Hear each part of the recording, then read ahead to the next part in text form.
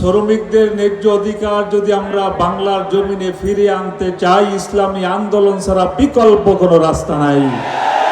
যখনই যারা ক্ষমতায় যাওয়ার দুঃস্বপ্ন দেখে তখনই তারা শ্রমিকদের পক্ষ নিয়ে কথা বলে, কিন্তু যখনই তারা ক্ষমতার মস্তদে বসে সর্বপ্রথম জুলুম চালানো হয় শ্রমিকদের উপরে। অন্য কোন ধর্মের ভিতরে সেইভাবে শ্রমিকের মর্যাদা দেওয়া হয়নি।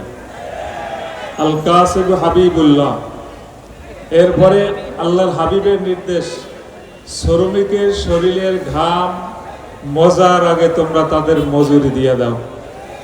যুগ যুগ ধরে আমাদের এই শ্রমিকদের ন্যায্য অধিকার ফিরিয়ে আনার জন্য আন্দোলন চলতেছে, সংগ্রাম চলতেছে, কিন্তু যেই দ্বারায়, যেই পথে, যেই মতে আমাদের আন্দোলন করা দরকার, আমি বলবো সেই ধারা আমরা শনাক্ত করতে আমরা ভুল করেছি। কারণ ইসলাম পারে আমাদের ন্যায্য অধিকার নিশ্চিত করতে। অন্তত পক্ষে বাংলাদেশের বেলায় আমরা বলতে পারি, শ্রমিকদের ন্যায্য অধিকার যদি আমরা বাংলার জমিনে ফিরিয়ে আনতে চাই, ইসলামী আন্দোলন ছাড়া বিকল্প কোনো রাস্তা নাই। আমরা যদি শ্রমিকদের ন্যায্য অধিকার ফিরিয়ে আনতে চাই, মহতারাম আমিরুল মুজাহিদের নেতৃত্বে ছাড়া বিকল্প কোনো পথ আমরা খোলা দেখতেছি না। কারণ এদেশের জনগণের সাথে বারবার ধোঁকা দেওয়া হচ্ছে।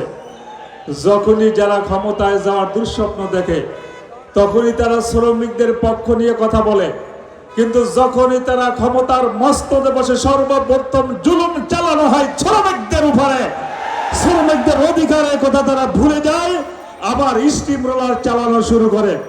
এই জন্য আমি সকলকে উদাত্ত আহ্বান জানাবো, আমরা যদি শ্রমিকদের ন্যায্য অধিকার ফিরিয়ে আনতে চাই, মহতারাম আমিরুল মুজাহিদিন এবং নায়েবে আমিরুল মুজাহিদিন সহ কেন্দ্রীয় নেতৃবৃন্দ আমাদেরকে যেভাবে দিক নির্দেশনা দিতেছেন, সামনে যেভাবে নির্দেশনা দিবেন, এই নির্দেশনা পালন করতে আমি আশা করি ইসলামী আন্দোলনের নেতা কর্মীরা ঝিমিয়ে পড়তে পারে না, ইসলামী আন্দোলন নেতা কর্মীরা ঘুমাইতে পারে না, ইসলামী আন্দোলন নেতা কর্মীরা ইসলামী আন্দোলনের যত নির্দেশনা আসুক না কেন, প্রয়োজনে জান দেবেন, প্রয়োজনে মান দেবেন, প্রয়োজনে জীবনকে বিলিয়ে দিয়ে হলো এদেশে ইসলামী হুকুমত অবশ্যই কায়েম করে ছাড়বে ইনশাআল্লাহ।